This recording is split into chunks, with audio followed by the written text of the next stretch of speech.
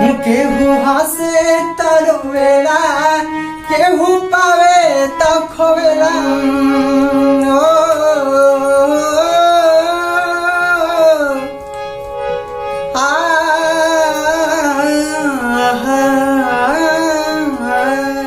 नमस्कार, प्रणाम। जितने भी हमारे जुबीरा एंटरटेनमेंट के व्यूअर्स और सब्सक्राइबर्स वाले सभी के प्रणाम। देखिए, हम आज जवन गीत गावत तानी ये हमारे दिल से निकलल गीत बा, सॉन्ग बा कि हर इंसान अपन अपन भाग लेके आवेला इस धरती पर। केहू राजा, केहू भिखारी।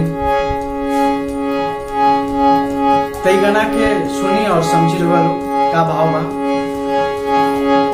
हर की आपन आपन भाग लेके, अरे आपन आपन भाग लेके ई धरती पर आवेला।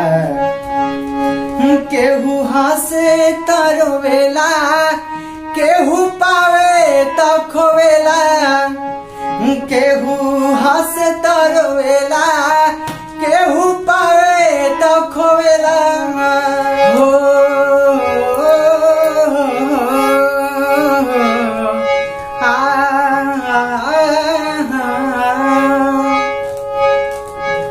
देखिए, आगे भाव लगल बा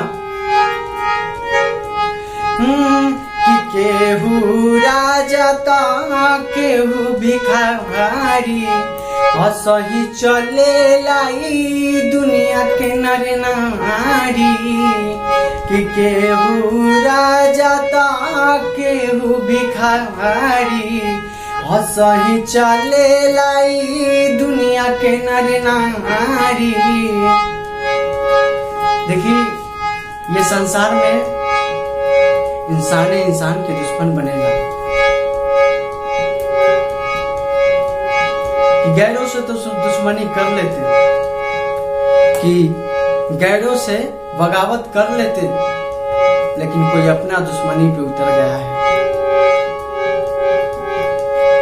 तो शायर में कहले रहनी कि जेकरा हंसे के लूर नहीं खे वो आज हंसता। कि जेकरा हंसे के लूर नहीं खे वो आज हंसता। जे अपने बारहो करम पहले बारी दूर छिया कहता। छोड़ी, भाव बहुत आगे तक जाई और सोचम तो बहुत बात हुई, लेकिन केहू इंसान के तो लोग हल्का में मत ले। लोग जब गायकी के आसान समझता नहीं नु, इतना आसान नहीं खेबा। चल छोड़ी, कि केहू राजा त केहू भिखारी, कि असही चलेला ई दुनिया के नर नारी। देखिए, अब भालो बा कि आदमी आदमी से देखा, कि आदमी आदमी से देखा, अरे अगिया खानी जरेला। त केहू हंसे त रोवेला, केहू पावे त खोवेला।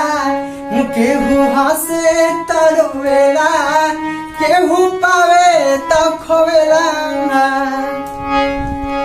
चलिए, ये गाना और वो लोग अगर अच्छा लागत होई तो लाइक जरूर करब। हमारे चैनल के सब्सक्राइब जरूर कर ले। यही तरह जब भी ये गाना होई हम गा के वो लोग के बीच प्रस्तुत जरूर करब। गाना अच्छा लागल हो तो हमारे चैनल के सब्सक्राइब करी और लाइक करी और शेयर भी करी। नमस्कार, प्रणाम।